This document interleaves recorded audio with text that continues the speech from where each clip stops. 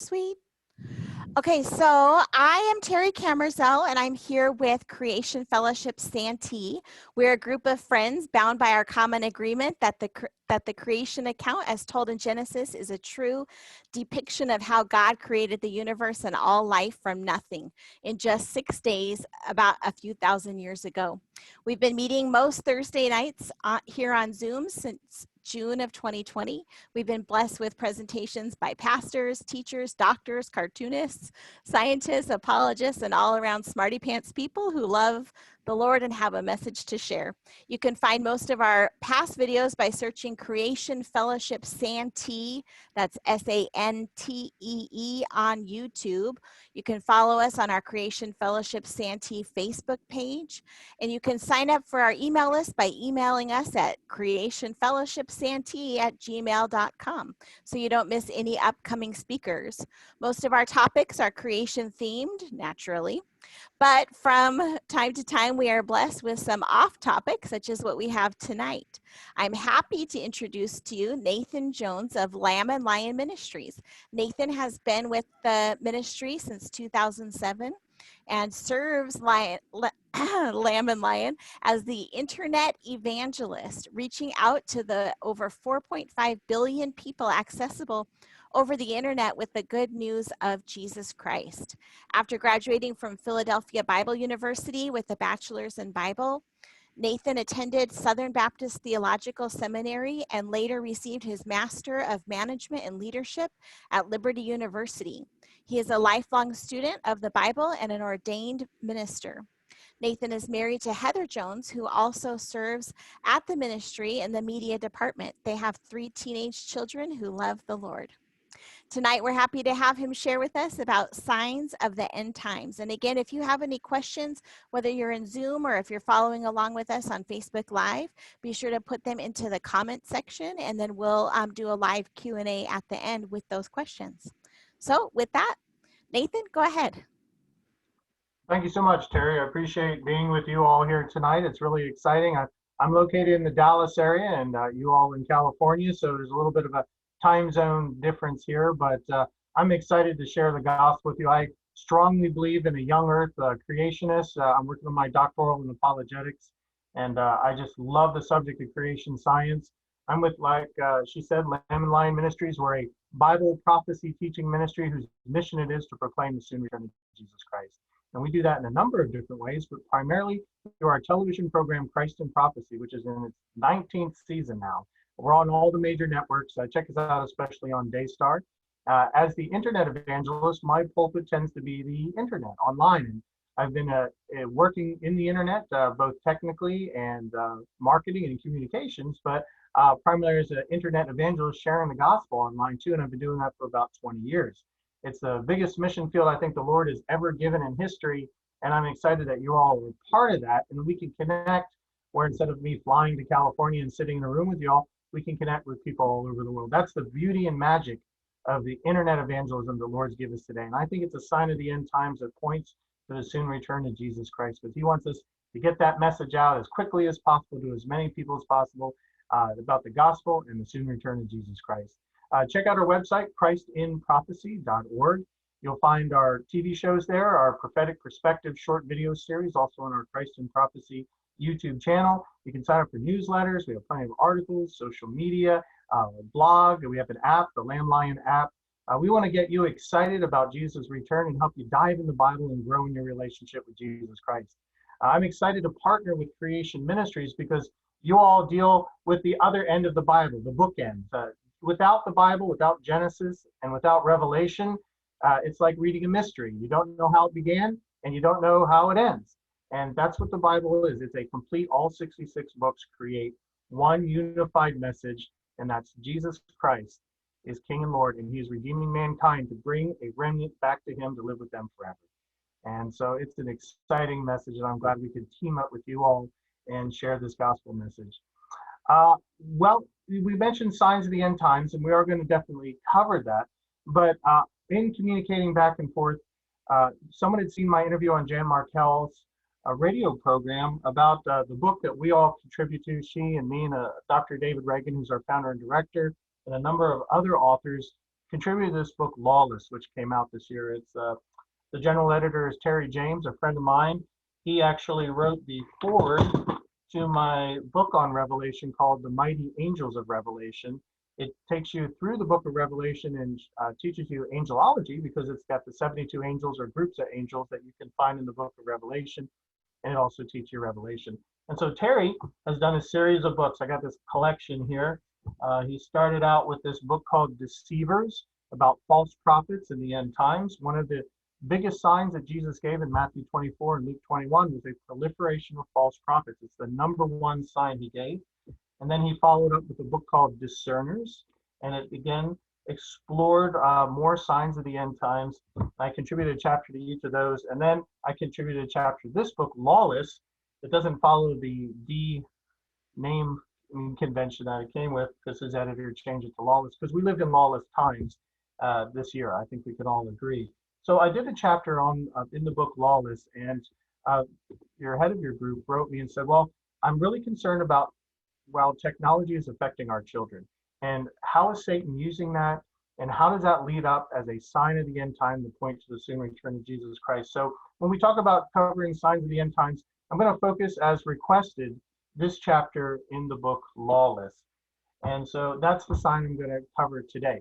I will I have to admit that it was kind of the last minute thing that asked me to do the chapter on Lawless.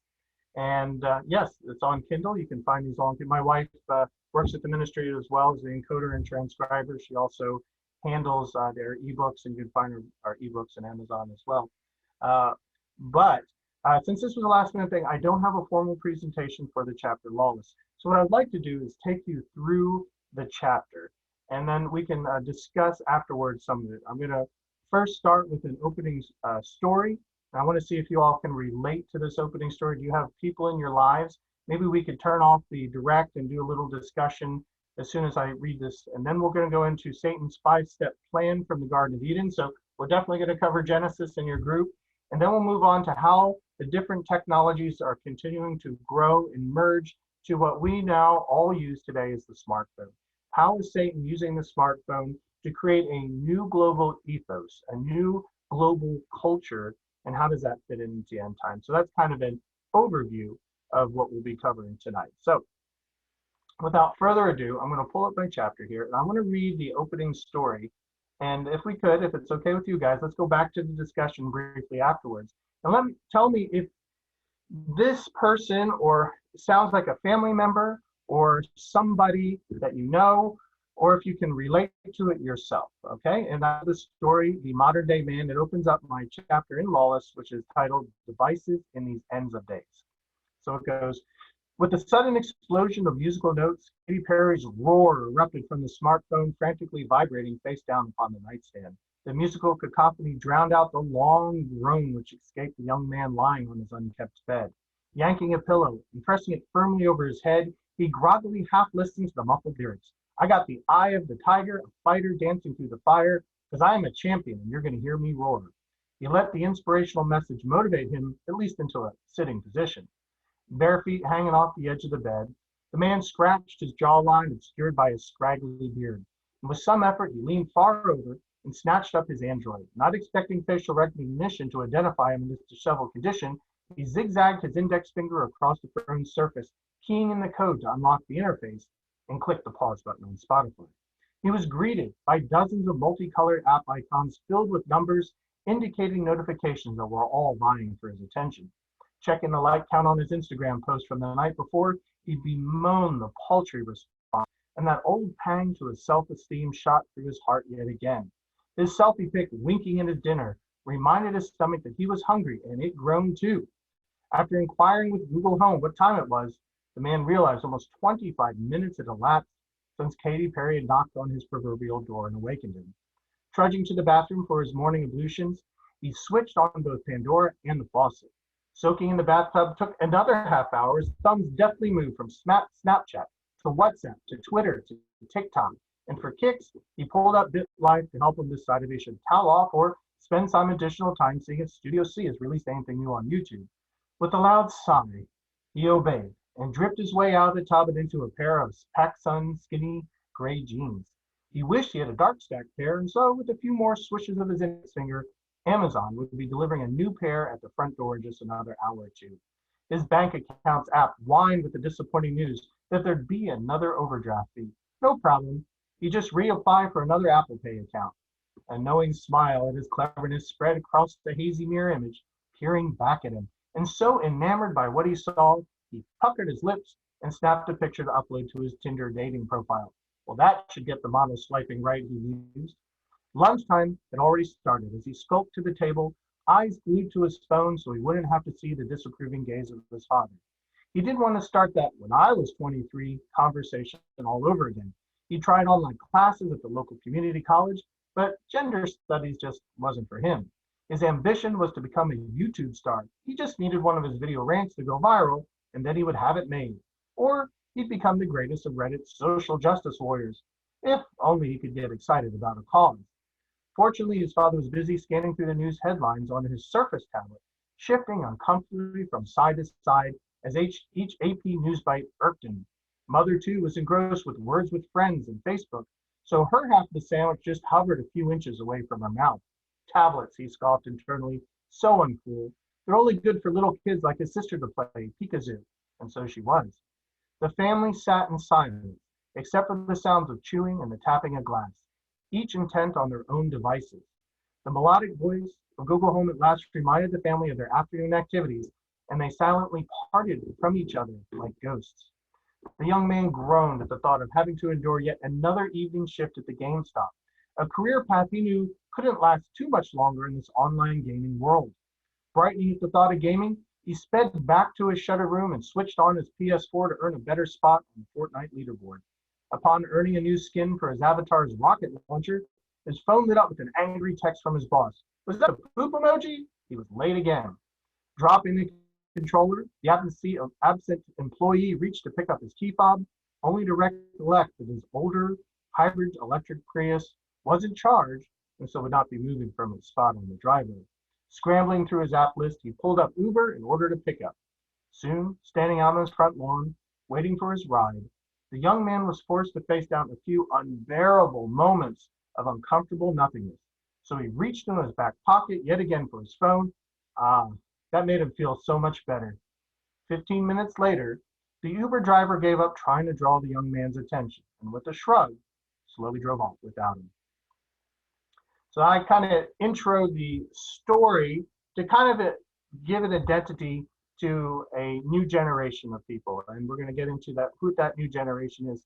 But does anybody relate to anybody like that? Does anybody know anybody who lives like that, who lives constantly for their cell phones, that their whole lives are based on apps? Or do you know somebody like that? Or are you yourself somebody like that? Do we switch over to communication here, or should I just read the chat? Trying to get away from your phone more, yes. It's horrifying. Living, quote, quote, living, yes. I was at a restaurant, let's see, what was that? That was Cheesecake Factory. And my wife and I were there on a date. And across the aisle, 15 family members were at a table. And they were all around the table. And every single one of them was on their cell phone. Not a single family member looked up or talked to each other through the whole time. And that is kind of starting to define what our time period is like. And so it's a scary time period because it's no generation like this has been like this before. I mean, every generation has had its ups and downs and particular concentrations of things. But this is the significance, and this is my thesis for this chapter, that no other generation in the past has been subjected to as many distractions as the millennials and Gen Zs of today. Gen Zs, I'm talking about children or adults now, from 1999 to 2015, have been connected to the internet 24/7, to the internet both and their mobile devices. They don't know what life is like at all without being connected to a mobile device. So this characteristics led Jean Twenge. She was a professor at San Diego State University, and she labeled millennials, the millennials are those who were born from 1980 up to 1998, as millennials and Generation Zs as Generation Me and iGen respectively. And after reviewing 2 studies about classroom attention spans, the British columnist Victoria Barrett labeled the children of today the distracted generation. Well, what does this mean then? How has this affected the children that they're so addicted to their cell phones? A great price has been paid psychologically for these endless distractions. Well, Barrett cited a Pew Research Center finding where nearly 90% of teachers surveyed said that digital technologies were creating an easily distracted generation with short attention spans. In a common case study, 71% of teachers surveyed said they thought technology was hurting attention spans somewhat or a lot, and 60% concluded that online distractions hindered their students' ability to write and communicate in person. So almost half of the teachers concluded that the continual distractions that came from their smartphones hurt critical thinking and homework skills. And though ever connected to their friends over social media, losing that in-person human relations has caused Generation Z to find themselves increasingly homebound, they're jobless, dislocated, great loneliness, lethargic, physically weakened, depressed. A lot of them are taking prescription painkillers, and 35% more likely to commit suicide than previous less technical generations. In fact, after learning that 44% of high school seniors in 2015 had never been out on a date, Dr. Twenge noted that some worry that it's not an exaggeration to describe iGen as being on the brink of the worst mental health crisis in decades, with the cause being that much of this deterioration can be traced to their phones. So she concluded that the twin rise of the smartphone and social media has caused an earthquake of a magnitude we've not seen in a very long time, if ever. And she said there's compelling evidence that the devices we've placed in young people's hands are having profound effects on their lives and making them seriously unhappy. Now, you might think that this is something that is happening in the West, or particularly America. This negative shift in teen behaviors with troubled emotional states isn't a Western problem. It's a global cultural phenomenon. The arrival of the smartphone has radically changed every aspect of a teenager's life, from the nature of their social interactions to their mental health. These changes have affected young people in every corner of the nation and every type of household, and the trends appear among teens and poor and rich of every ethnic background, cities, suburbs, small towns where there's cell towers. There are teens living their lives on their smartphone. Now, like I told you all, I come from a background in technology. I've started out in the IT world, web development and design and digital marketing. And I spent the last 20 years of my life reaching out to the people over there with the gospel. So I do love technology. Don't take me wrong, I'm not a technophobe. I do love technology. The communication technology the Lord has provided His church today has reached far more people for Jesus Christ than any area before iTech corporate founder Richard Leghorn coined the term the information age back in 1960. So praise God. But as we read, technology is a double-edged sword.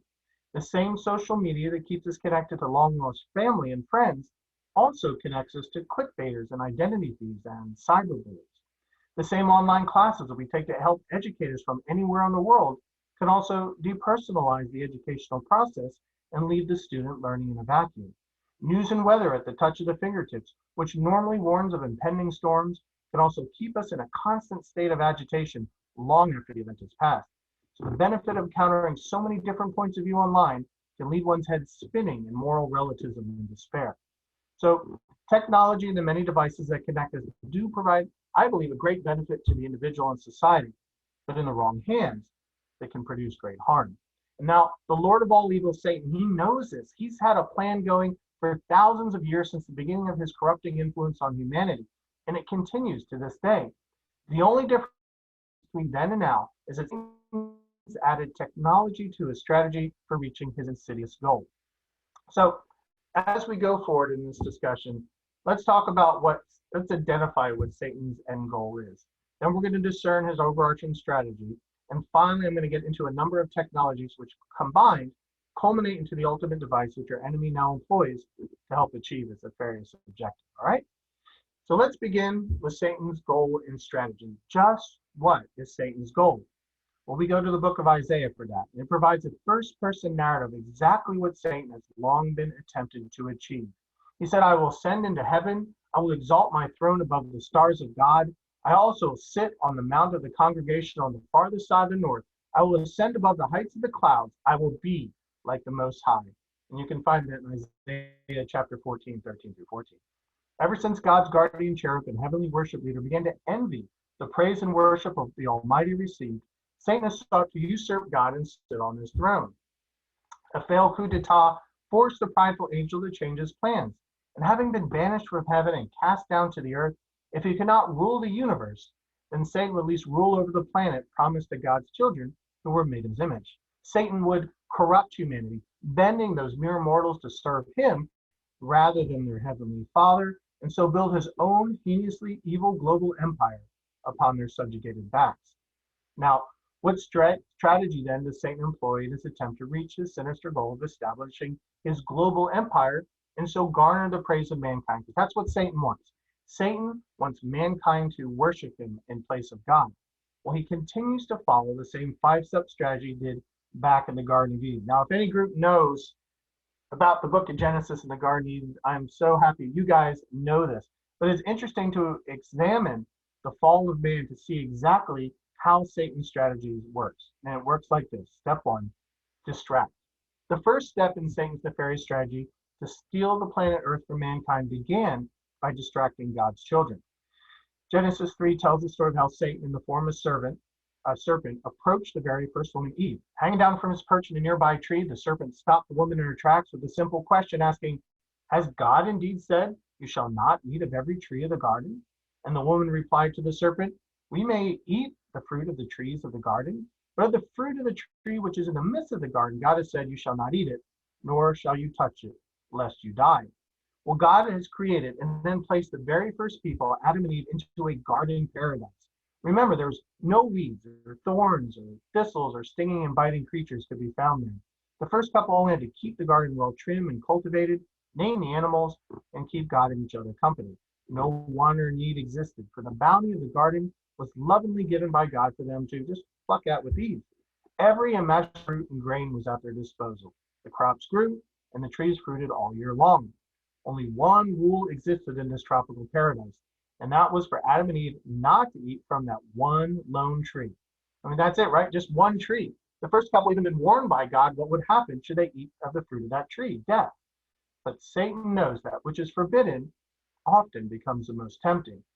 Even with all the boundless delicacies at their disposal, Satan knows how easy it is to distract mankind with the things which they can never possess.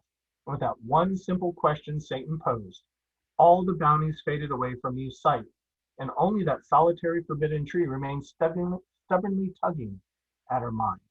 So that was step one, distract. Step two, self-focus. So with Eve's mind distracted away from all she possessed, now only what she could not have, Satan implemented the second step in his strategy to wrest the world away from humanity.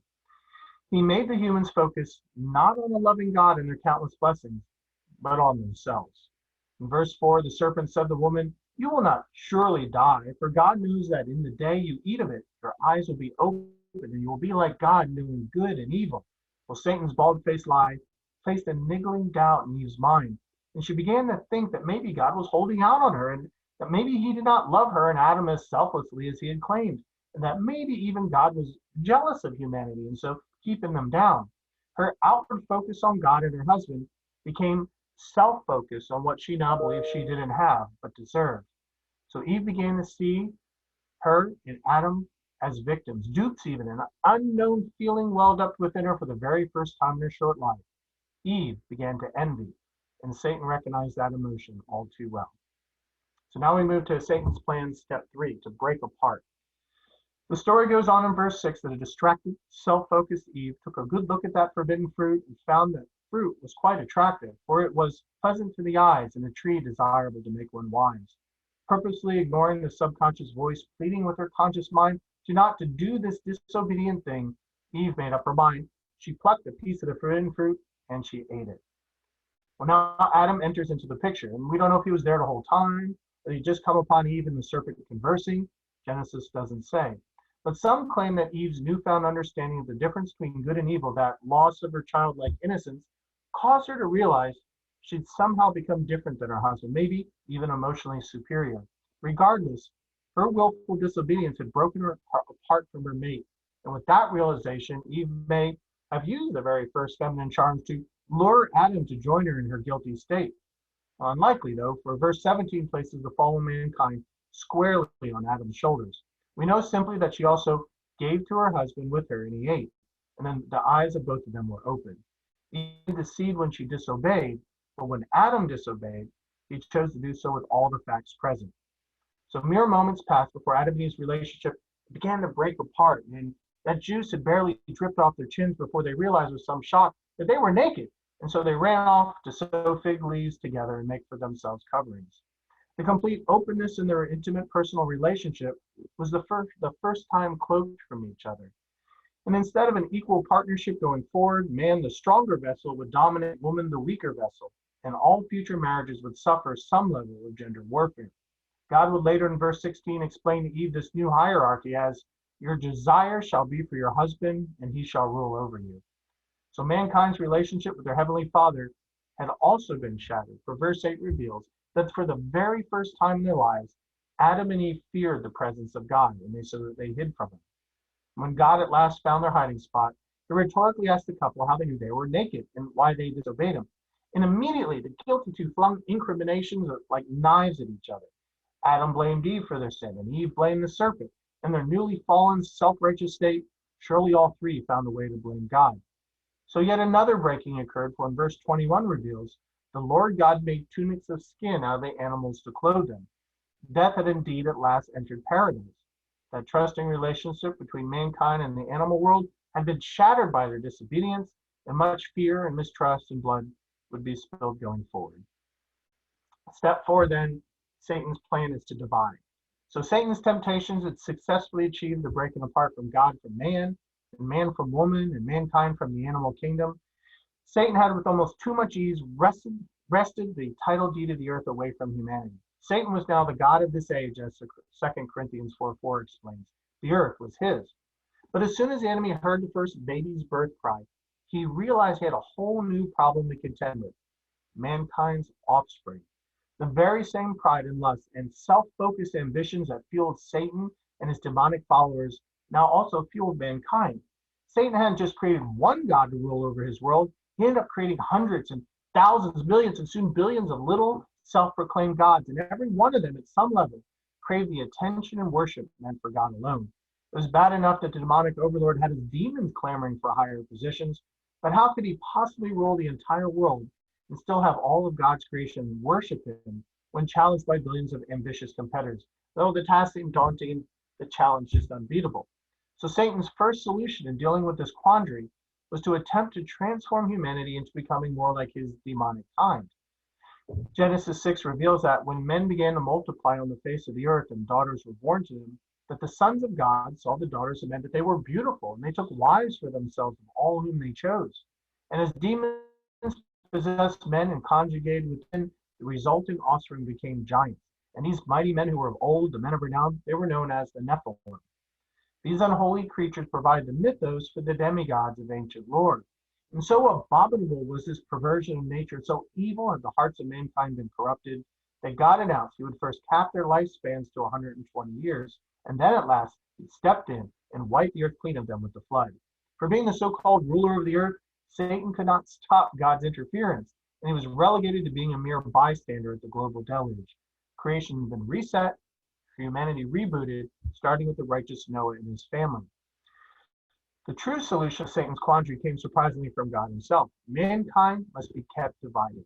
Genesis 11 reveals that in only a few generations after Noah, mankind had yet again set their hearts against God's authority and sought to establish their own rule. All of Noah's descendants gathered as one in the land of Shinar, and they began to construct a tower that would stand as a monument to mankind's disobedient refusal of God's command to spread out into the world.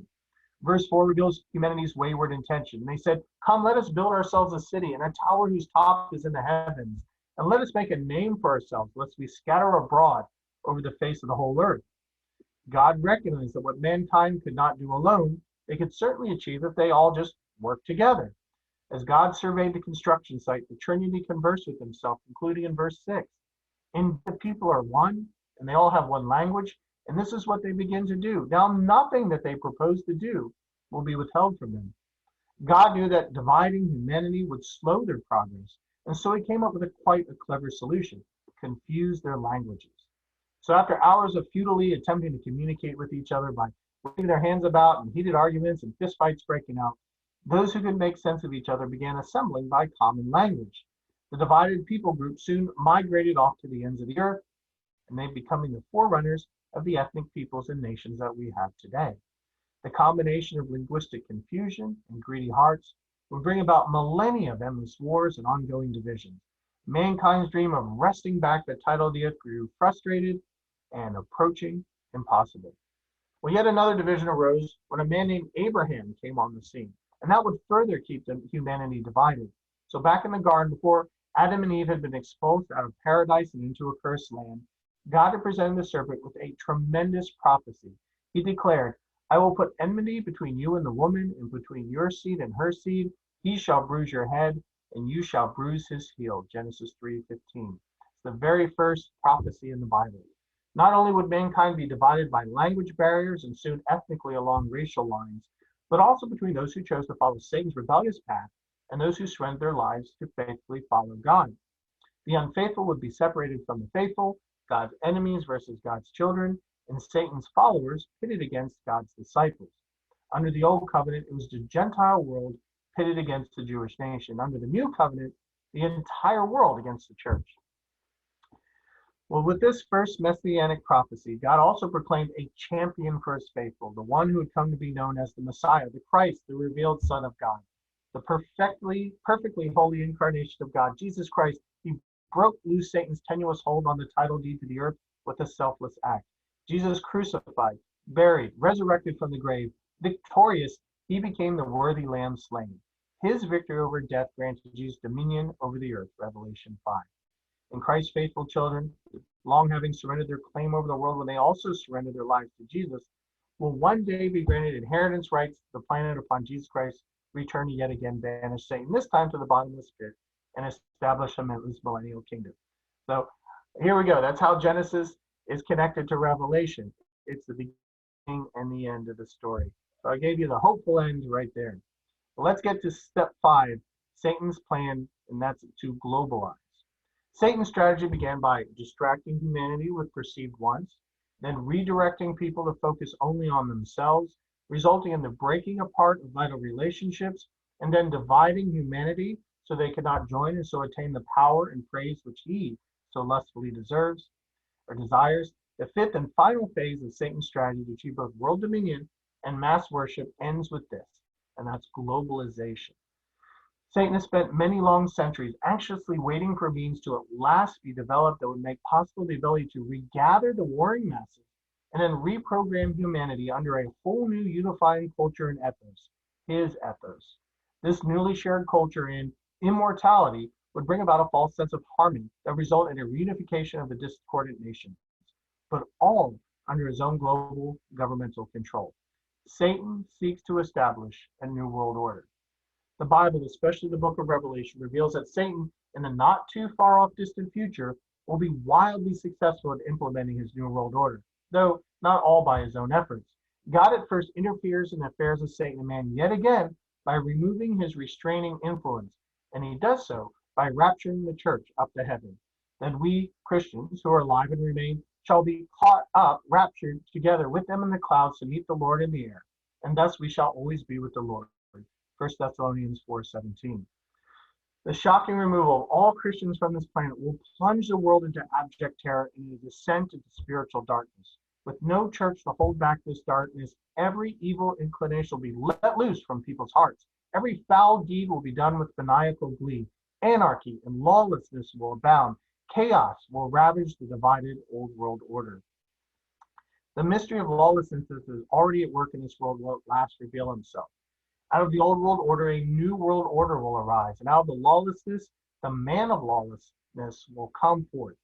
Satan will present his own chosen one who will ascend as if a Messiah by spouting false promises of peace and safety to calm the chaotic world. The prophet Daniel in chapter 9 describes this supposed man of peace who shall come will confirm a covenant with many for 7 years. And along with political peace, he will also offer up a new religion, a mystery Babylon religion, to unite the world religiously, as Revelation 17 prophesies. The mask of peace will merely be a facade, for the peacemaker will quickly reveal himself a warrior, a beast, a global tyrant, Revelation 13. And as the second seal judgment so tragically portrays, this Antichrist will bring war to those who refuse to bow to his rule, resulting in the staggering death of a quarter of the world's population, Revelation 6. In the middle of Daniel's 7 years of prophesied tribulation, Satan, through his Antichrist, will have at last subjected all the nations of the world except Israel. The world ruler will then break his covenant with Israel by opposing and exalting himself above all that is called God or that is worshipped, so that he sits as God in the temple of God, showing himself that he is God, as prophesied in 2 Thessalonians 2:4. In doing so, the Antichrist will establish his own high priest, the false prophet, and he shall bring an end to the sacrifice and offerings made to God in the newly built Jewish temple, Daniel 11 and 12. In committing this blasphemy, Satan, through the Antichrist, will kill the mystery Babylon ecumenical world religion by setting up his very own religion in its place, and that is Satan worship. The false prophet will construct a living image of the Antichrist and require all the world to fall before it and worship it. And those who survive the wars and God's reigning judgments will then be required to take a loyalty mark which displays the Antichrist's name or number on their right hand or on their forehead. All must worship the Antichrist or by the false prophet's hands, be cut off from commerce and so starved, be immolated by flames, or sentenced to beheading. So after thousands of years of human history, Satan during the coming tribulation will have at last achieved worldwide dominion and global worship. His strategy is successful, his goal achieved, and anyone who resists and refuses to comply, such as the Jewish people and the post-rapture converts to Christ, the Bible prophesies that they will face a massacre. So that is Satan's 5-step plan. We've identified Satan's end goal, the usurping of God's rule over the entire earth, the theft of mankind's worship that was meant for God alone. And we've learned that Satan's 5-part strategy entails ending with a new world order controlled by a global government and forced religion.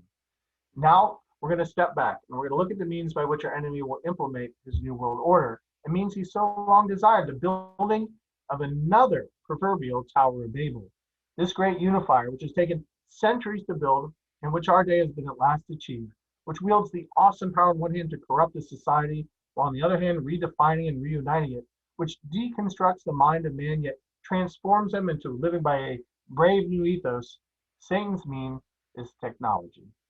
I contend that in order to subjugate the people on a worldwide basis, to take captive and then bound them to the spirit of the Antichrist, who wants to enslave all of humanity under the coming regime of the first beast of Revelation 13, it can only be achieved by the implementation of certain key technologies.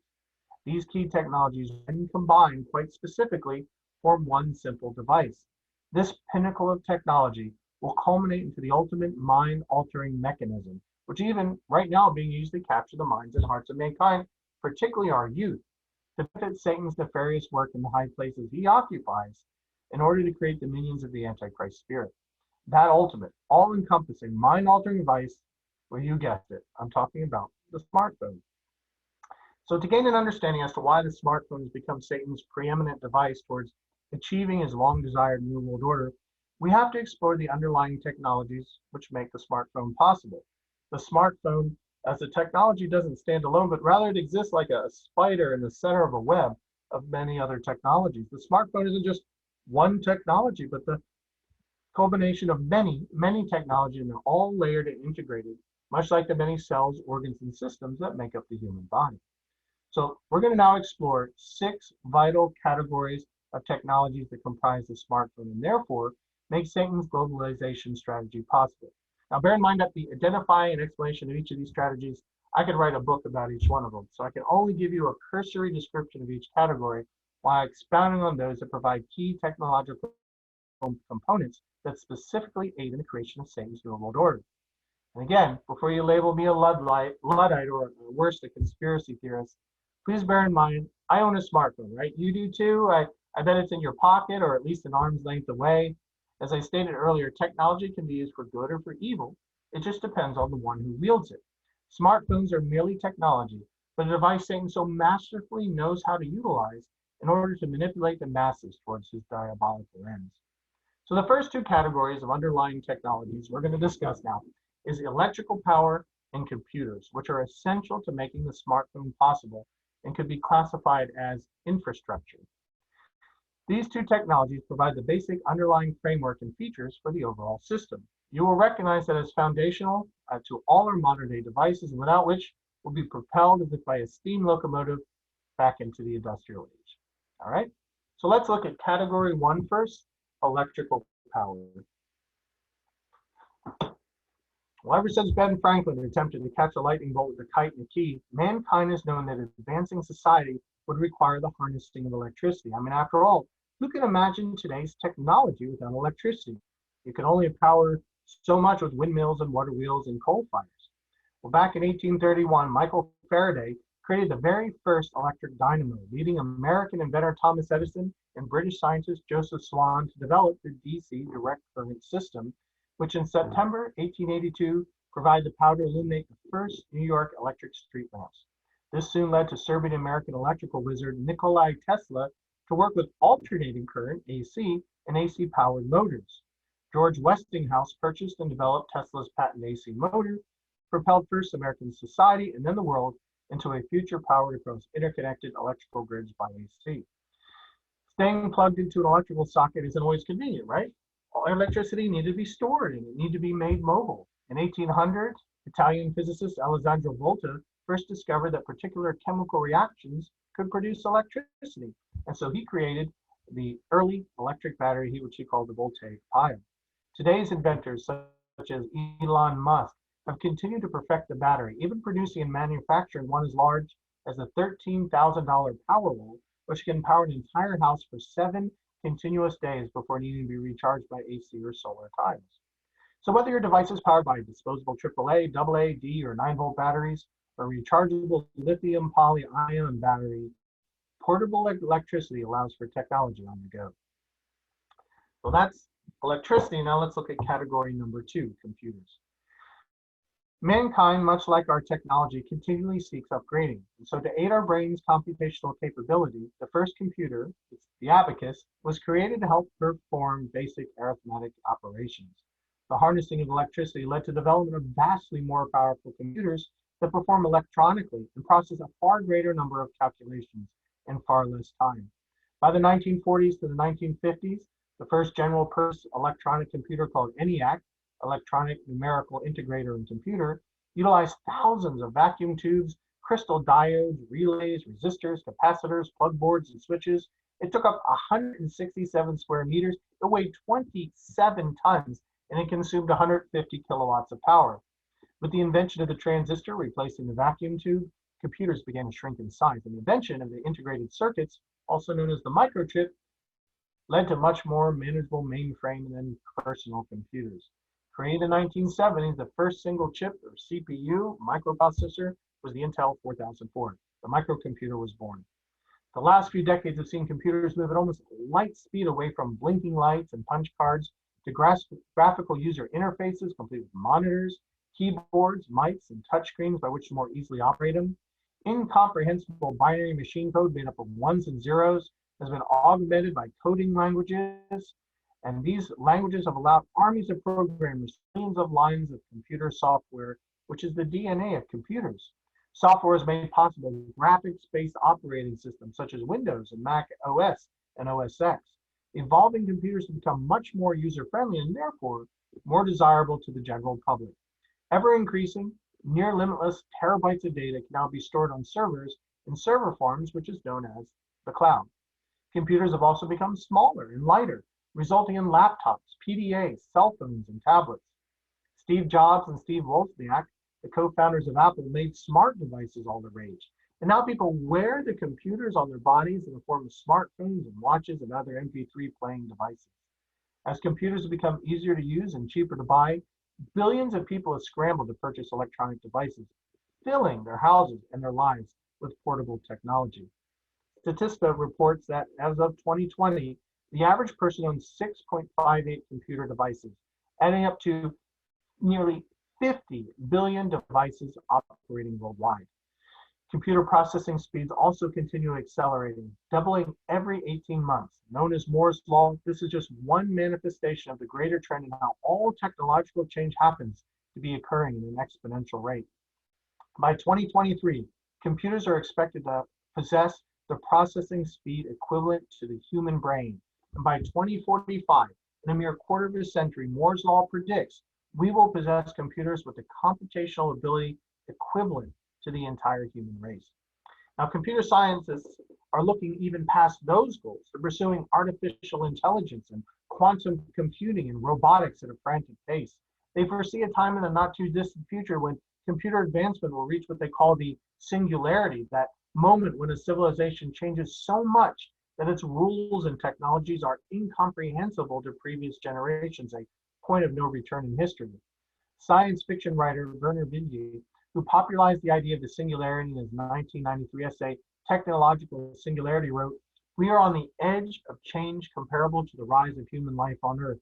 The precise cause of this change is the imminent creation by technology of entities with greater than human intelligence. In other words, mankind has been attempting to create artificial life. The rise of computer hardware and software companies such as Xerox, IBM, Toshiba, Apple, HP, Fujitsu, and Microsoft, they've grown into international behemoths.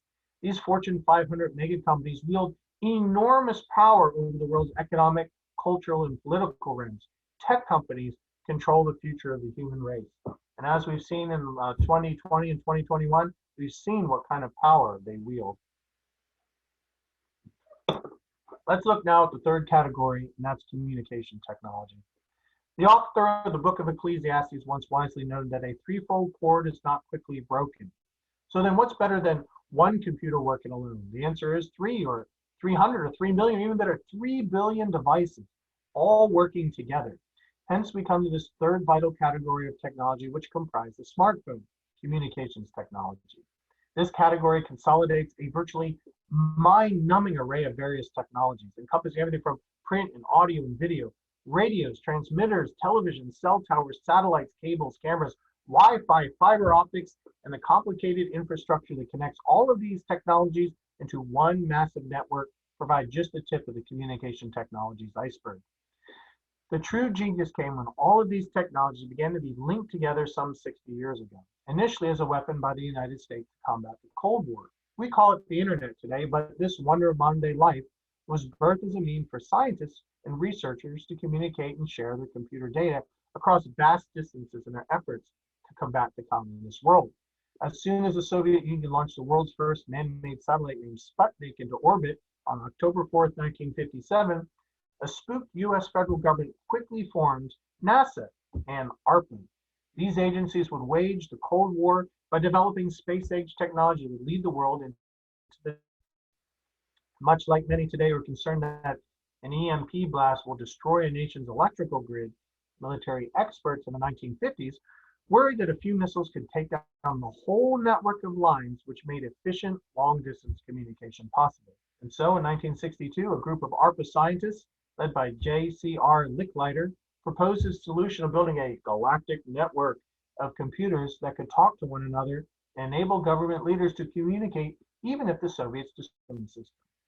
On October 29, 1969, 2 house-sized computers, one at the research lab at UCLA and a second at Stanford University, shared their first node-to-node message which read, "Login."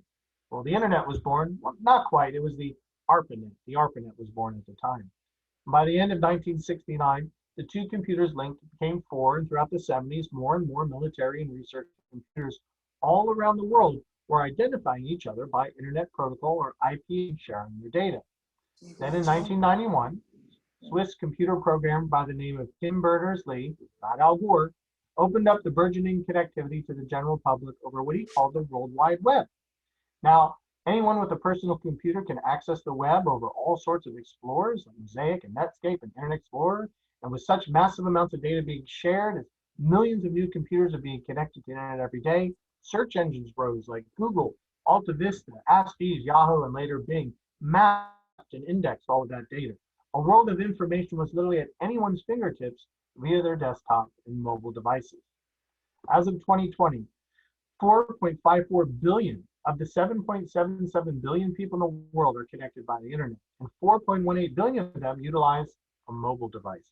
In the United States, 100% of 18 to 29-year-olds, 97% of 30 to 49-year-olds, 88% of 50 to 64-year-olds and 73% of 65 years and older are web surfers. The average internet user spends 6.5 hours online every day, generating 88,555 gigabytes of internet traffic every second.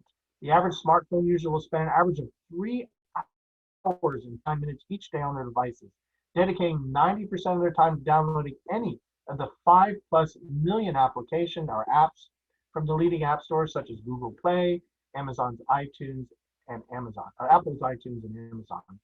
Well, so truly the internet over smartphones has developed into today's Tower of Babel. Language barriers are even becoming a thing of the past, as translation apps such as Google Translate have been developed to turn one's smartphone into a Star Trek-like universal translator.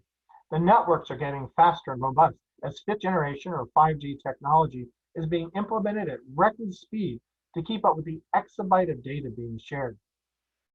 And the internet continues to expand to its third phase, seeking to encompass every device from your coffee maker to your pacemaker to your car, what's called the Internet of Things. Alphabet, the parent company which owns Google, has risen to become a monopoly, channeling 92% of web searches and 44% of all emails generated. It's now decides who sees what information. Cries of internet censorship, especially against Christian and conservative viewpoints, are on the rise. As television fiction writer J. Michael Straczynski quoted through one of his characters, "He who controls information controls the world." So let's look at category 4 then, e-commerce.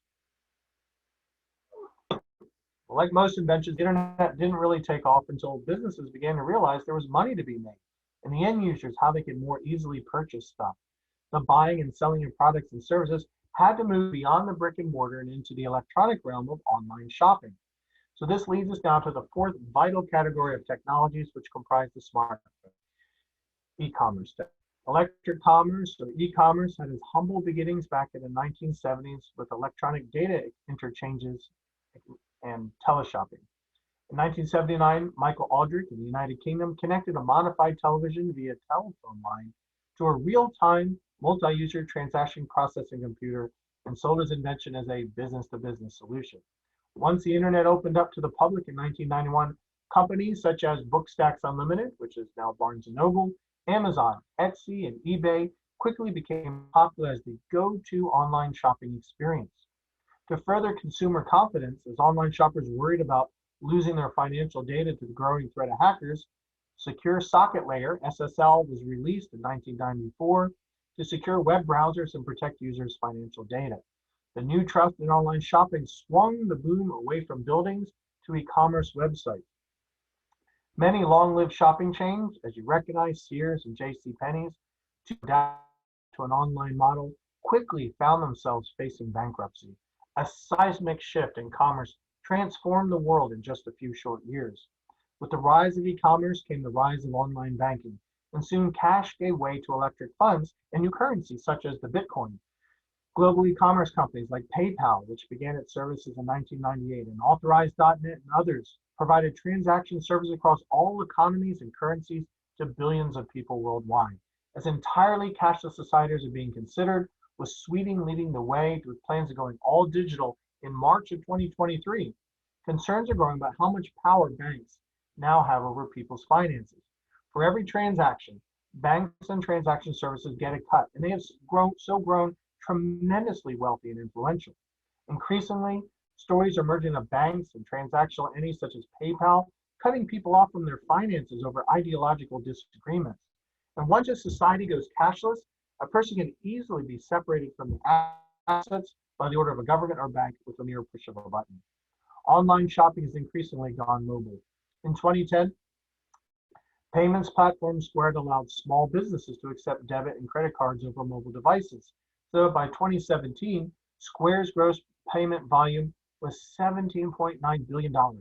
Since then, more than a third of US e-commerce sales have been made over the smartphone. The top 100 online marketing sold 203 trillion in goods in 2019. An expected 47% of all shopping will be done over a mobile device in 2020. And just like the computer and internet tech giants, Online shopping giants such as Amazon, which sold over 275 billion in goods in 2019, have risen to almost monopoly status, with no entity able to stop them from censoring merchants, like Parler, for instance, who depend on Amazon as practically their only marketplace. So next category 5, let's look at entertainment. So this now leads us to our fifth vital category of technologies, which keeps people addicted to their smartphones, and that's the entertainment applications. Online entertainment takes the form primarily of streaming video, which includes stays long and short form video, gaming, and social media. Now, today's society tends to be visually driven. As a matter of fact, 65% of people learn visually, meaning these visual learners absorb and recall information best by seeing. So while auditory learners need to hear information, and kinesthetic learners need to engage in activity in order to grasp a concept, visual learners or spatial learners obviously learn and remember best through visual aids, such as maps and images and so forth. In today's world of advanced technology and high-speed communication, many technologies drive visual learners to on-demand and streaming video. As technologist John Dyer points out, technology has become kind of a supracultural phenomenon that finds its way into every aspect of our diverse lives. Today's advanced communication technology has provided a boom in what is known as long-form video produced by the film industry. A media culture expert, Steve Turner, notes, film supplies more widespread cultural references than any other art form, and movies provide a shared reference point.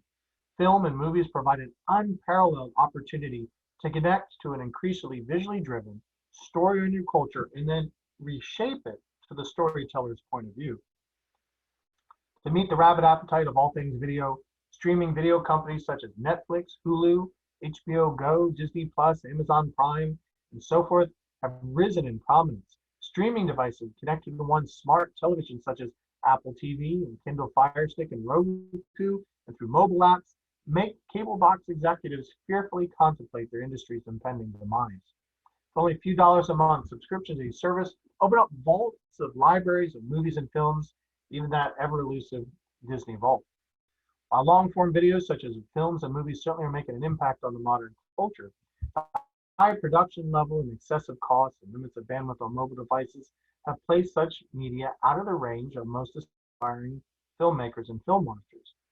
The solution to this dilemma has been the advent of what's called short-form video, meaning video that runs a few minutes in length and allows for amateur production quality.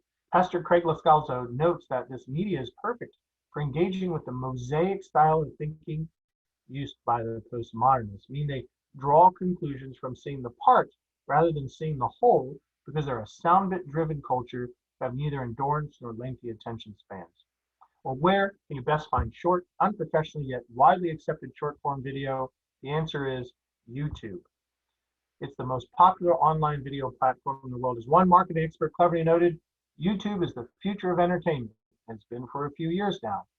Well, since YouTube launched on April 23rd, 2005 by 3 former PayPal employees, YouTube's ease of use and easy accessibility has led to its exponential growth. So much so that the search engine leader Google bought YouTube for $1.65 billion. Some 2 billion users, almost a third of the world's population, access YouTube every month.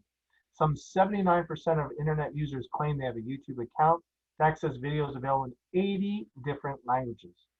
And because 90% of US internet users between ages of 18 and 44 years access YouTube, Generation Zs have also been dubbed the YouTube generation. And for this rising generation, the standard schedule half to full hour television watching has become a relic of the past. The YouTube generation uses their smartphone to hop from one short form video to the next, to consume a mere portion of the 720,000 hours of video uploaded daily to YouTube's platform. On the average, 40.77 exabytes of mobile traffic every month, 29.15 petabytes of that monthly traffic comes from video. Countless hours every day are devoted to YouTube video consumption, and increasingly Christian and conservative content such as what conservative spokesman Dennis PragerU produces and lost a lawsuit defending, are increasingly coming under censorship as Google decides what people should or shouldn't watch. The 100 billion global gaming industry has also taken the mobile world by storm, having steadily transitioned away from console devices such as the Xbox and PlayStation to the smartphone. Gaming apps such as Pokemon Go, Minecraft, Snapchat games, and Hearthstone engage primarily males in their massive multiplayer online role-playing games across top gaming countries such as Germany, Japan, US, Singapore, and South Korea. According to one 2019 Forbes poll, gamers are playing on their smartphones an average of 7 hours a week, but that has been increasing 20 to 25% every year. The global gaming community transcends national borders, living within virtual worlds, sharing common experiences, and speaking in a common vernacular. Along with video watching and gaming, social media has added an average of 2 hours and 24 minutes per day spent with one smartphone, multi-networking across an average of 8 social networks and messaging apps. Active social media users, primarily female, have passed the 3.8 billion mark on popular platforms such as Facebook, Twitter, Pinterest, Snapchat, WeChat, Instagram, LinkedIn, and a plethora of others. 83% of 12 to 15-year-olds own their own smartphone, 69% interacting over social media, and 71% taking their phones and friends into their beds and looking at them every night. Social media has become the primary means of communication amongst the youth, even preferring the alarmingly over in-person conversation. So now we're up to category 6. We're almost done. Security.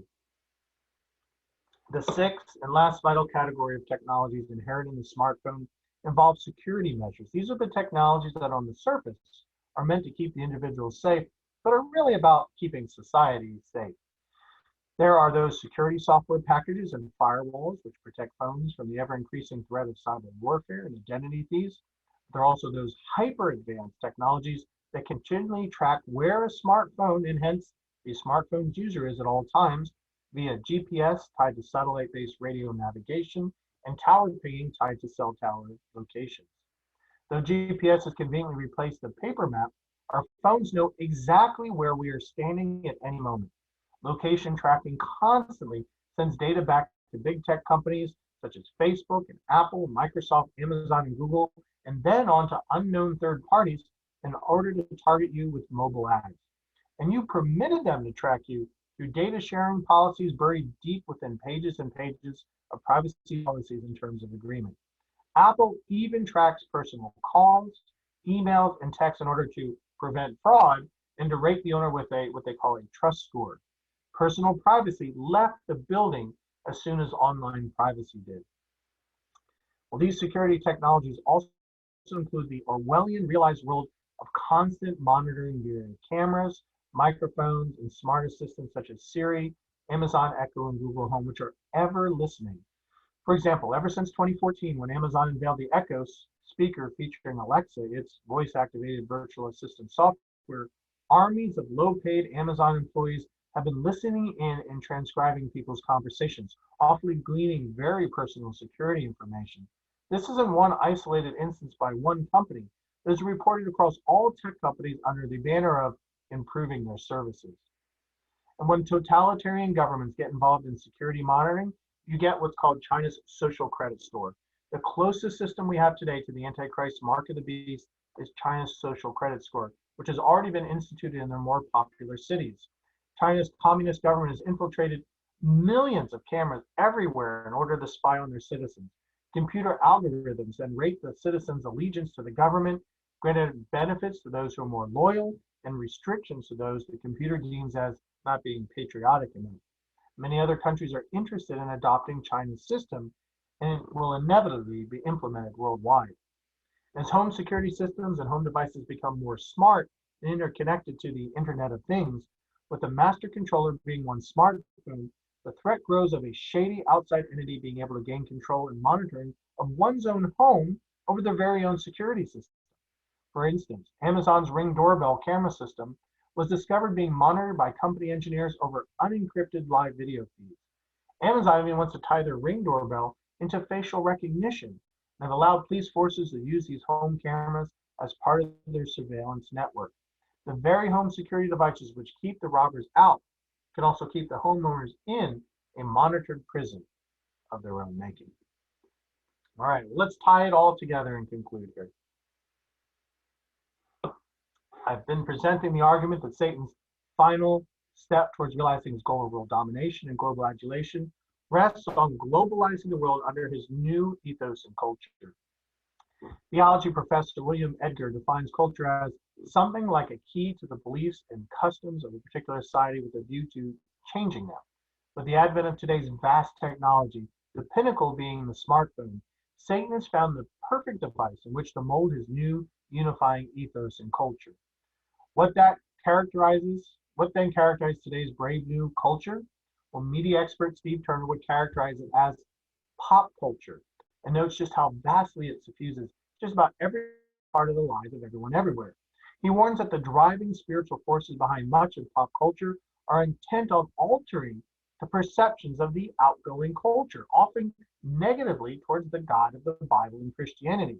When we suspect the culture has an agenda, he says, we are naturally more guarded. When we think it's only there to tickle us, we roll over and start purring. We are vulnerable to spiritual corruption when not alert. The result has been a transition of our society away from historical, modernist, logic-based thinking to a postmodernist, relativist, feelings-based post-Christian era.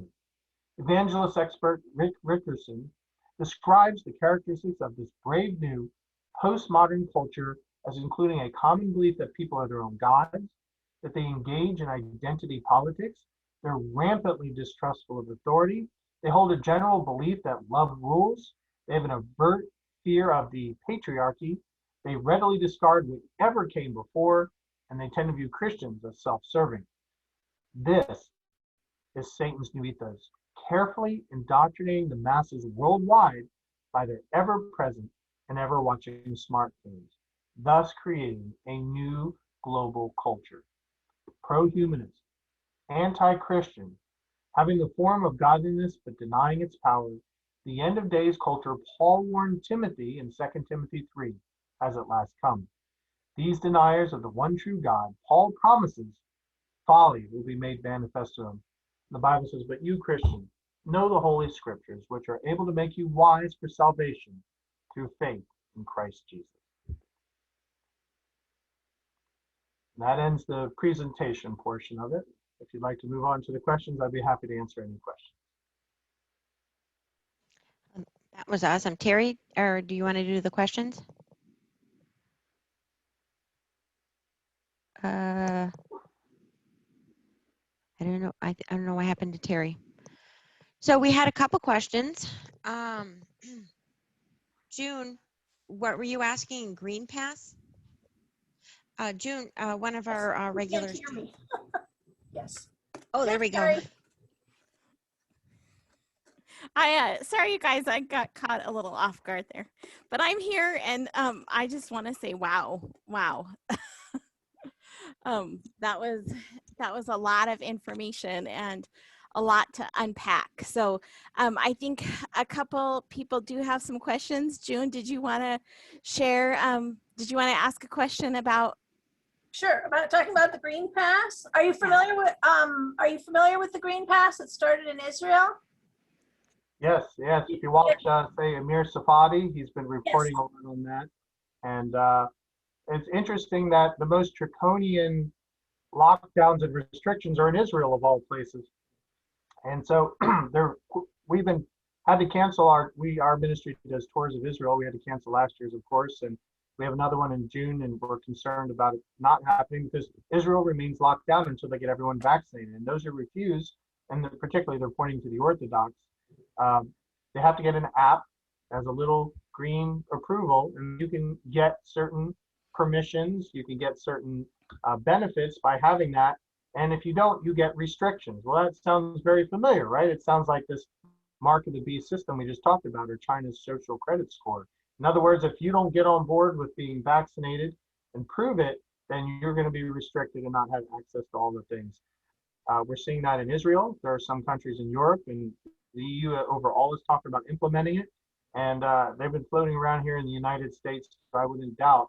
This is a test run of seeing how far people will go before they're willing to agree to something and then have their permissions restricted or not. So I'm sure it's all done in good order. Israel is very dependent on tourism, so I want to make sure that they're a healthy place to go first. But I personally feel they've crossed the line by basically tagging people with this green mark, whether you can go or not. And if anybody should be worried about being tagged with the mark, it's the Israelis, especially after the Holocaust. Thank you. Right? I mean, of all places, the Jews want you to get a mark. Incredible. Do they have history books there? Yes, matter of fact, the Jews are very strong to believe never again. They'll go up to the top of Masada. That's where their troops are sworn in, and that's the motto. Never. I've been to Israel 3 tours, and they don't want the Holocaust ever again. The Bible prophesies, and especially like Zechariah and all that, 2/3 of the Jewish people will be killed by the Antichrist during the tribulation, but the third that remains will come to know Jesus as his Savior, and that's a wonderful thing. It's terrible about the 2/3. Of course, many people that accept Christ after the rapture and in the tribulation, they too will be persecuted for their faith. But that's what the Lord's doing. Sometimes he has to make things really difficult for people to finally stop being stuck in their own world and turn to Jesus and repent and turn to him. And as things get tougher and tougher here on this world, we're seeing more and more people reach out to Jesus and repenting and calling on him to be Savior. Well, during that tribulation time period, as Daniel prophesied, it'll get really, really bad. But the Bible says multitudes from every tribe, tongue, nation, and people will come to know Jesus as their Savior during that time. So there's a silver lining to that as well. So listening to all of the talk that you were doing in these vital categories and stuff, it's kind of scary. I think all of us are properly like anxious and nervous about, just the overreach. Like you said, like, you mentioned the fact that Amazon has become such a monopoly and that they can censor and they have all of this power and stuff. So some of the people in our chat have been mentioning that they themselves actually only have dumb phones, not smartphones. So I think some of the people that are here are already on board with you, maybe a step ahead, that they've been researching this and stuff. But there's a lot of us who our livelihoods do depend on the smart technology. And what do you say to us? Like, what's a good call to action? Like, are we supposed to, I don't know, like, I mean, is there a way to avoid any of this and to keep living? Like what you just said, I mean, in some countries, even somebody on Facebook in our comments has put parts of Europe are already implementing chips in hands. Like, is there a way to avoid these things and to still be able to live? That's a great question. As I stated in the beginning of my presentation, bear in mind that technology is the double-edged sword. It makes life really convenient. I mean, the fact that we're all talking here now is technology. It's a wonderful thing. And right now, it can be used for amazing things. People are talking about chips and they're worried about chips, but the Bible doesn't say anything about chips, so we should be silent where the Bible's silent. So, chips could be a good thing for some people, especially tracking. I have an autistic son, and if I ever lost him, it'd be nice to be able to find him better. So, not that we've thought of chipping him, but, there's a concern. And there's a lot of wonderful things about technology. You just have to, like the internet, I always compare to the rest of the world. There's good places around the world. There's bad places around the world. Be careful where you travel.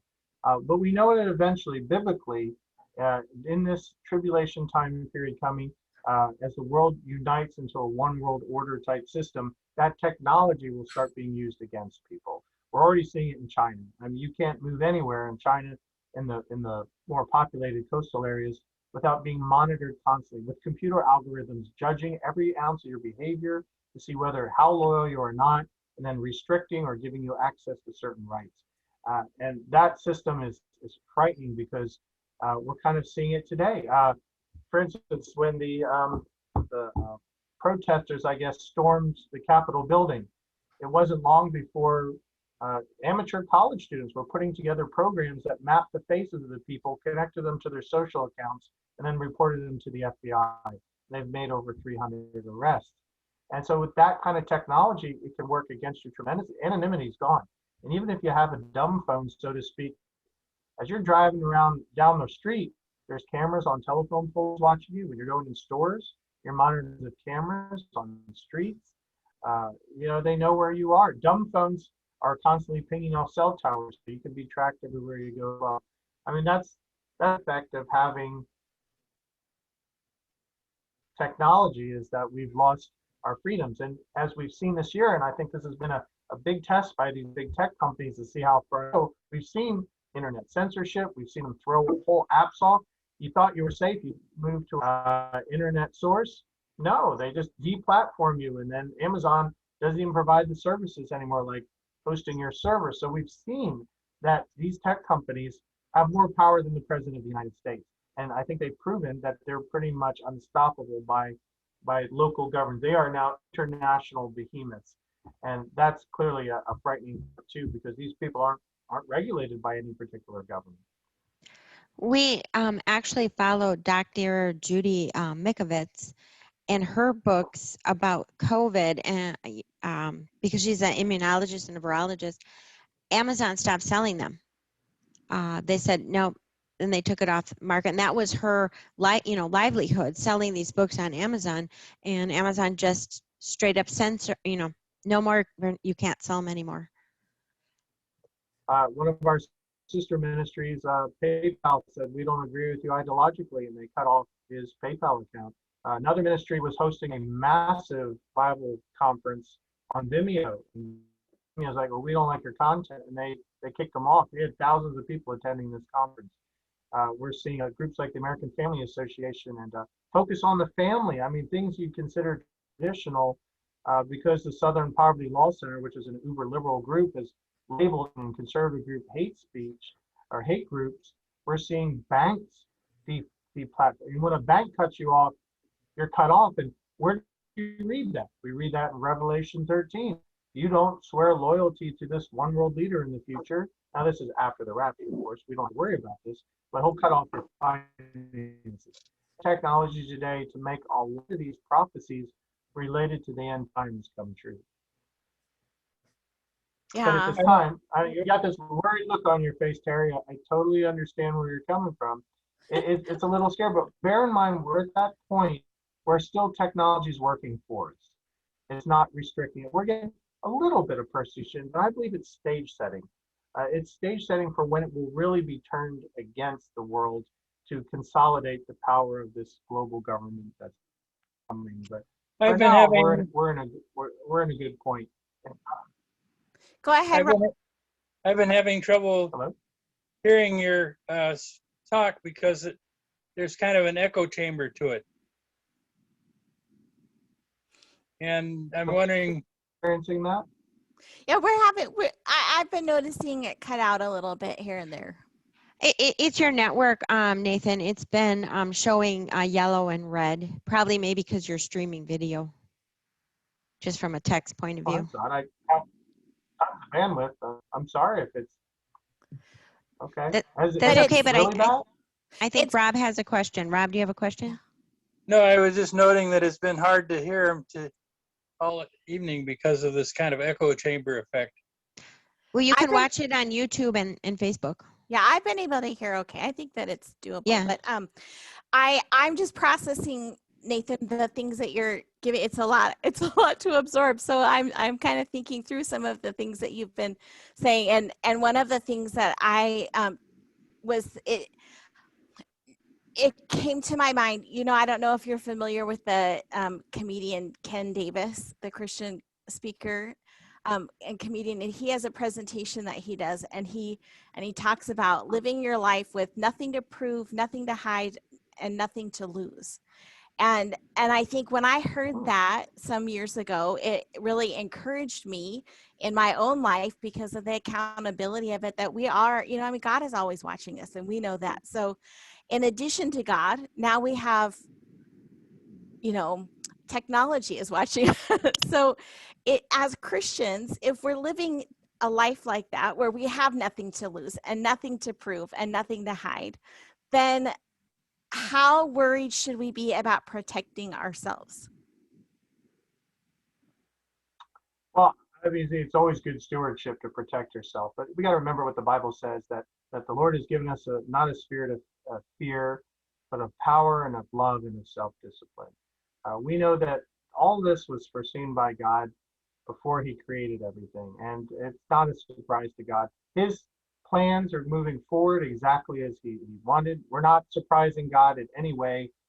All this is leading up to prophecies that were given 2,500 years ago. And so we're culminating it. One of my favorite prophecies is called proleptic prophecies. They're prophecies about the future, but are written past tense, as if they've already happened. And that's because God stands outside of time. And for him, the Bible is a closed book. It's finished. It's done. He's down at the end, the eternal state, and then we're just on the timeline just farther back. And he interjects during time period more Bible teachings, more Bible verses and stuff that tell the future. So for God, it's all done. It's victory. He's won.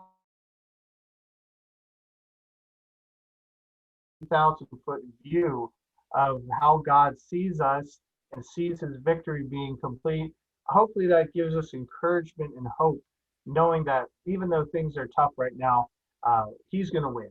And no matter what, his victory is assured. And that's one of the great blessings of studying both Genesis and Revelation, understanding the beginning and the end, because it gets back to that condition that God had with Adam and Eve, where he walked and talked and had perfect fellowship with him. Human history is about getting us back to that condition, but with a people group who want to live with him forever. It's like a winnowing of a harvest. And that's what we're getting to, is we're trying to get to that point. And so knowing that God's future is victorious, that should give us great hope and great courage during these difficult times. Definitely. So then, Terry, yeah. I just want to quick say, Nathan, what I often hear, I'm an IT person for 25 years, and I tell people, you should be careful here. You should be. And they're like, well, I'm not doing anything wrong. So what if my phone listens to me? And what would be a response? Because I don't know what to say. So what if their phone is listening to them? But I don't want it listening to me. So I have Siri shut off. But my smart TV listens to me. But what would you say to somebody who says, well, I've got nothing to hide. Why should I care if, some flunky at Amazon is listening to me? Well, it's kind of similar to handing a loaded gun to a 2-year-old and saying, well, there's not much of a chance they're going to shoot themselves. I mean, that's what all this technology, we live in an amazing time period because the amount of knowledge at our fingertips is astounding, but our wisdom as humans haven't matched it.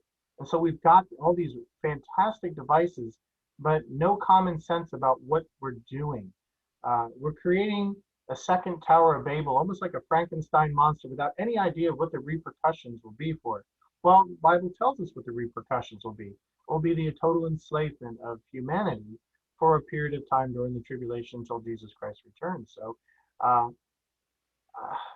guess it's up to the individual how much they feel with it, but it's not all it needs is your identity stolen, or an app to cut you out, or to be canceled, which is real big with the cancel culture today, before you realize that this technology is a double-edged sword. It works for you, but it also can work against you.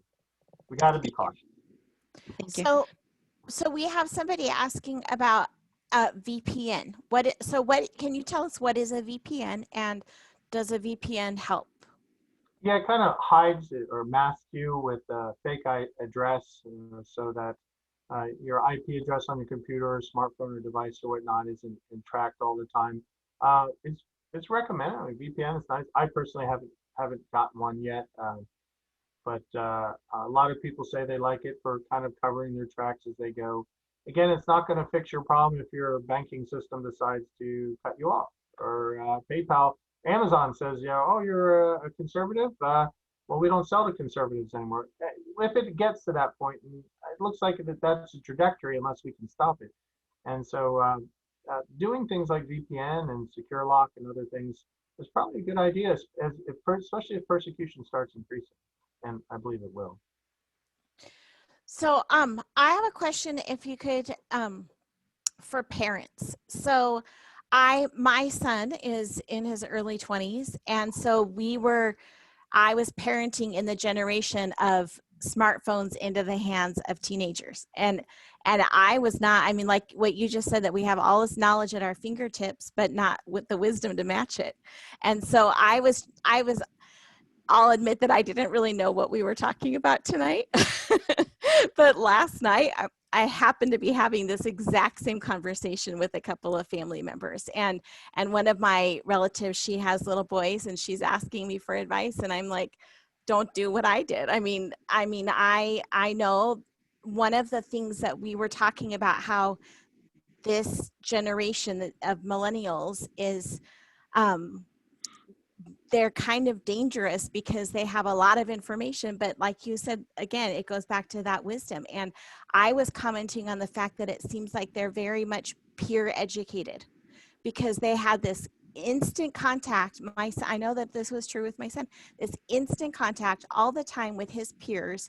And so they would teach each other things that nobody really knew what they were talking about, instead of getting all of their wisdom and their education from their parents. And so I know that there's things that I definitely could have done better. And but it was a hard thing to navigate since there wasn't a lot of precedent. So now that we do have some time behind us, like, what would you say now to parents of how to monitor their kids' interaction with their devices? Okay, well, first, I'm impressed you have a 20-year-old. I thought you were in your 20s. So I have a 20-year-old as well as a 19-year-old. Back when I started in web development design, the big question is, well, what kind of monitoring software and protection software can we put on the web browser? And you could buy something like that. But now, as soon as we handed a kid a mobile device and we're handing to them younger and younger, it's basically the babies are coming out and the doctors are slapping their butts and handing them a cell phone. I mean, it seems like they're getting younger and younger. Those filters aren't there. I mean, you can have some parental locks and some protection, but really what you're asking is you're asking a child to make discernment decisions that they're not ready or capable to make. And we're seeing, especially now, the millennials are parents, because the earliest one's born in 19. I have a brother who's 7 years younger, and he's a millennial, just at the cusp. And so they are on the cell phones as much as their children are. And so when mom and dad are on it just as much as the kids, it doesn't set quite the example. So discerning parent will teach their children, for one, limit their time. That's something that we didn't give our kids smartphones until they came to their freshman year in high school. Then we thought they were old enough to kind of take care of it. Two, we would never allow it on dinner table or anything where there's social interaction with real people, so that they wouldn't be distracted by it. They couldn't have it at church, for instance. And as they got older and more mature and able to take it, and I kind of see it not too different than owning a car. You don't give a car to a 10-year-old and say, go drive. You wait till they're older and they're trained and they have discernment and know how to use it. And I think that type of technology is something you have to learn and train and navigate your children through the dark and the good areas of the internet, just like there's the dark and good areas of the world. So it's a matter of, I think, of parenting your child, not just letting them be raised by a smart device. Because you're right, if you all have Netflix, there's this fantastic documentary called Social Dilemma. If you haven't seen it yet, it's really great. It's put together by people who founded a lot of the social media, and now they're out of it. And they're looking at what they created years later and are just aghast at what a monster they've created, how they say social media is destroying us, because what it's doing is it's removing all our Judeo-Christian values, our conservative values, and it's giving us exactly what I said in my chapter there, is it's giving a global shared experience through the video and the games and stuff, a global cultural ethos, that postmodern ethos, and it's making people miserable. I mean, we look at the cancel culture. They're all running around, canceling each other. They're miserable and unhappy, and they just destroy. They don't build anything. They don't contribute anything. It's a destructive type personality, and that's what I think one of the speakers in Social Dilemma, he founded Twitter, I think, or something like that, and he said, so we're making an irritable, edgy, angry generation of people that are constantly lonely and self-centered. And so when Terry James, who's the general editor for the book, approached me and said, could you discuss about technology in the end times? It was really eye-opening to see how much cell phone technology, smartphone technology is being used to kind of reprogram the world into this kind of new culture. And it's a sad, depressing culture to see, because they're also miserable, and it's not a good. I would be happy to see social media I think it would be a big cure for our culture if social media disappeared. But then at the same Amen. time, like you said about the double-edged sword, and I know like I'm part of a ministry online where social media is like our lifeblood. We've been able to connect worldwide, like with homeschooling and other things too, Oh, yeah. and be able to really build that kind of a network that we wouldn't have otherwise. So it is that double-edged sword, but It is. It is. We reach. I've been doing this for 20 years, reaching people all over the world for Christ, especially in countries, Islamic countries, where they'll tell you if anyone knew I was talking to you, I'd be killed. And so that's the beauty of and the power of it. But again, as Christians, we have that Judeo-Christian foundation in which to stand on and use it wisely. But unfortunately, we're seeing a new godless generation rise up in the world. One thing about having access to all this information is that when you're raised up in a church environment or whatever culture or religion you come from, you stay in that. Boy, global access to all this information has created a humanist culture, a belief in nothing. If there's so many ideas, then they can't all be true. Therefore, I'm just going to focus on myself. And as we see humanism rise, and humanism is a major component of that mystery Babylon religion we read about in that tribulation time period to come. So we can see that rising as well. yeah, and that goes back to your list of 5 of the Satan's steps, right? Breaking us And I apart, agree with Jan Markell. self-focus. Absolutely. I love what Deb put there about Jen Markell. Things aren't falling apart, they're falling into place. And that is so true. Jan Markell's a friend of our ministry, and we've done a lot of work with her. And that's a quote that we like to use a lot on Christ in Prophecy, because it's true. It looks like the world is falling apart, doesn't it? But it's actually falling just into the way that God said it would happen. And we just need to hold on and trust in him, like Habakkuk, when Habakkuk didn't understand what the Lord said. And the Lord says, just trust me. The just shall live by faith. And that's how we live today. We live by faith and trust God, even when it seems like things are coming out of control. Amen. I had heard of John Markell quite a while ago, but I never really listened to her. Last year, I drove twice to Wisconsin from San Diego, and there's no stations, there's no radio. So I was using my smartphone to tune into Jan, and I heard you on there. It was not terribly long ago, and a couple other, like Tom Hughes, a couple other prophecy speakers, and yeah, her show is just amazing. Yeah. Put a little plug in there. Jan, I think, and I told her, I said, Jan, you might not believe it, but I think the Lord is using you to reach. You're the new conscience in our country. And she's a tiny little woman who is very humble, and she's like, "No, I'm just doing my job." So as we see the older, especially prophecy and creation teachers pass away, and not as many as the new generation rising up, it's interesting how the Lord rises certain voices to warn us in these times. And that's one of the beauty of Bible prophecy. People think it's about foretelling, it's about prophesying about future events, but actually most of Bible prophecy is forthtelling. It's warning a society about God's judgment if we don't repent and return to him. And so a lot of the Old Testament is forthtelling. And that's what I believe, that our ministry believes. We don't believe we believe the book of Revelation says that was the end of new prophecy. Today, if you have the gift of prophecy, it's the excitement and the anxiousness to share the gospel with as many people as you can, as quickly as you can. You foretell, you warn people about the need to repent and return to Jesus Christ. And so that's what our ministry does, is that we believe that there's a foretelling. And so we partner with Jan a lot because her ministry does a lot of the same. Yeah, I'm so glad to find her. Does anybody, we're a little over time, anybody have any other questions? You can turn on your cameras and your microphones if you'd like. Well, so we are still recording. I see that you turned off the Facebook Live, but we're still recording. So while we're still recording, let me go ahead and say once more that we're here on behalf of Creation Fellowship CNT. And anybody who's watched this video, if you'd like to follow us. I mean, you've seen it on our YouTube channel, but if you'd like to follow us on Facebook, we have a public page, Creation Fellowship Santee.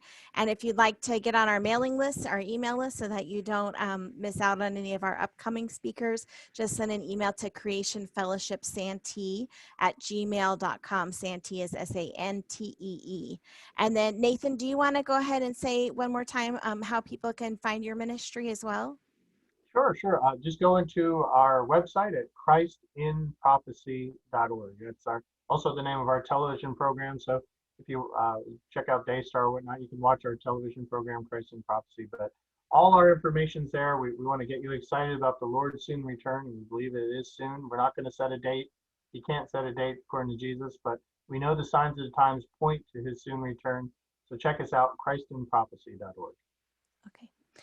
Okay, well, Robin, do you want to go ahead and end the recording?